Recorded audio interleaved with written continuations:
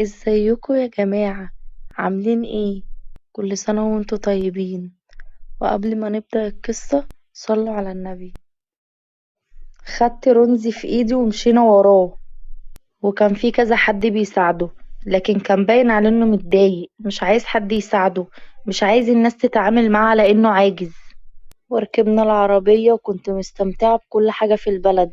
الأجواء تجنن، والبيت جميل جدا زي اللي بنشوفه في المسلسلات بالظبط.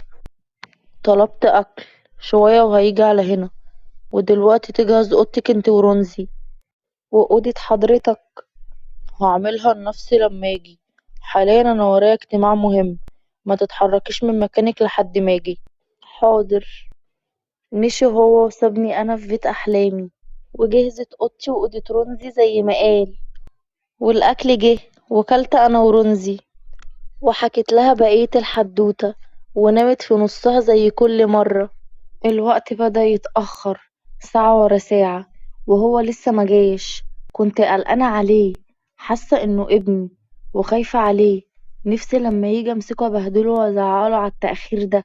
كنت رايحة جاية قدام الشباك، وانا بفكر، يا ترى جعان ولا شبعان؟ يا ترى مرتاح ولا تعبان؟ يا ترى. ولسه هكمل لفت نظري صوت رمزي وهي بتكح بصوت وحش جدا. جريت عليها، كانت سخنة، درجة حرارتها عالية ووشها أحمر. ما كنتش عارفة أعمل إيه، وكانت الكمادات هي أحسن حل.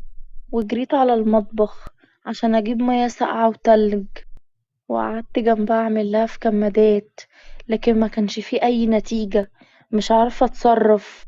عيطت عشان مش عارفة أتصرف. إزاي ماما كانت بتعرف تتصرف لما بتعب، ومش بتكون متوترة زيي، وكمان بتعمل الأكل وبتروق البيت وتهتم بالعيلة؟ أنا فاشلة، مش زيها خالص.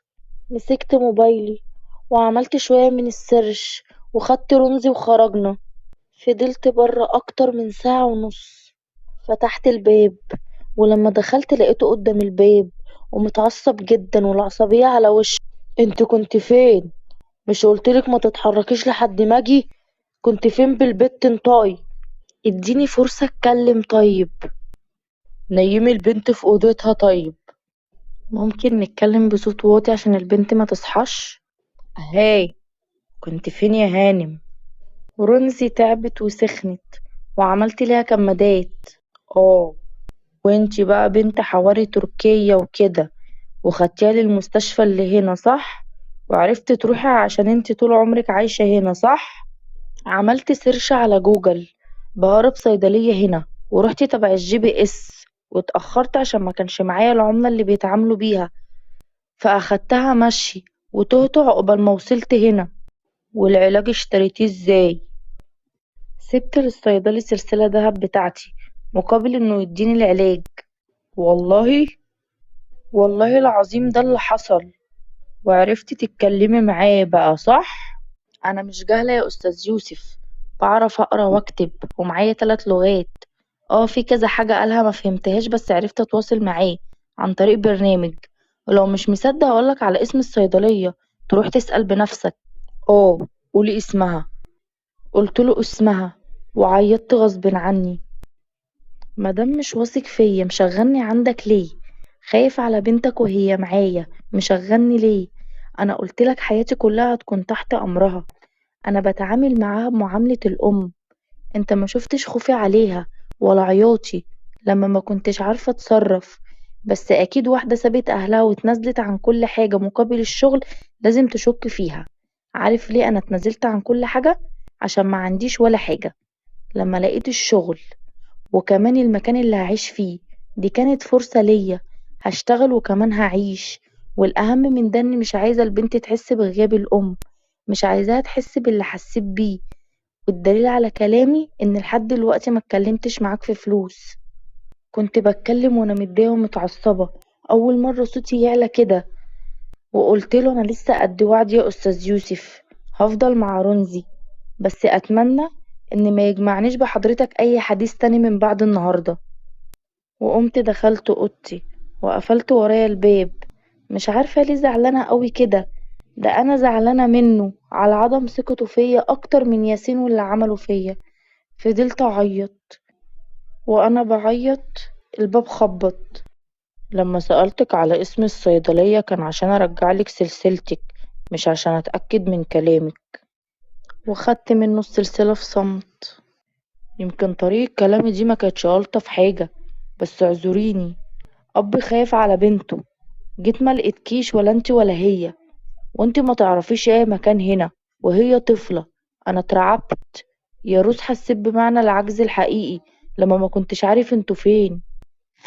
سكت شوية وقال: وعلى فكرة، أنا خفت عليكي وعليها. حصل خير يا أستاذ يوسف، أنا اللي زودتها شوية. أنا أسفة. ما تعتذريش. دلوقتي بقى رمزي فاقت. تسمحي تعملي لها أي حاجة تاكلها؟ ودخلت المطبخ عشان أعمل لها الأكل. ودخلت لها أوضتها. أكلتها بإيدي. كان مراقب كل تصرفاتي. شبعتي يا حبيبتي؟ اه الحمد لله. بس عايزة أعرف، سندريلا عملت ايه بعد ما الشوز جت مقاسها؟ وقعدت كملت لها باقي القصة. وكان ماشي. استنى ما تمشيش يا بابا غير لما انام. حاضر يا حبيبتي. رجع بالكرسي جنبها. وانا بدأت احكي. الامير عرف بعدها ان هي دي حبيبته اللي كانت في الحفلة، وخدوها للقصر بتاعه عشان يتجوزها. وصحاب سندريلا كانوا مبسوطين وفرحانين ليها. الفار جاد، والفار ميرا، وجوز جوز والعصافير. بصيت لرمزي لقيتها نامت، وهو قاعد وبيستمع ليا. كملي، سكتي ليه؟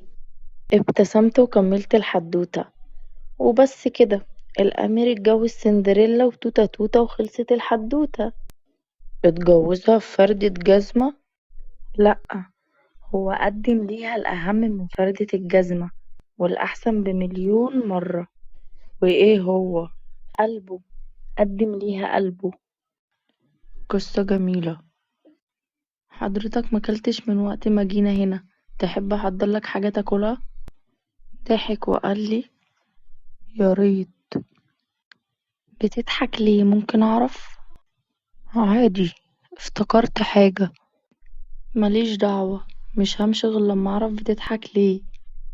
ضحك تاني وقال: عشان من شوية قلتي مش عايزة يجمعنا اي حديث، وكنت زعلانة مني، ودلوقتي بتتكلمي عادي كأن ما حصلش حاجة.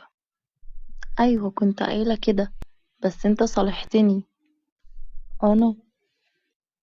امتى ده؟ ده انا حتى ما قلتش انا اسف. انتي اللي قلتي. بس قدمت ليا مبررات، وانا اقتنعت بيها فمصالحاك. ضحك وقال: طب حضريلي الاكل لحسن هموت من الجوع وحياتك. عيني حاضر.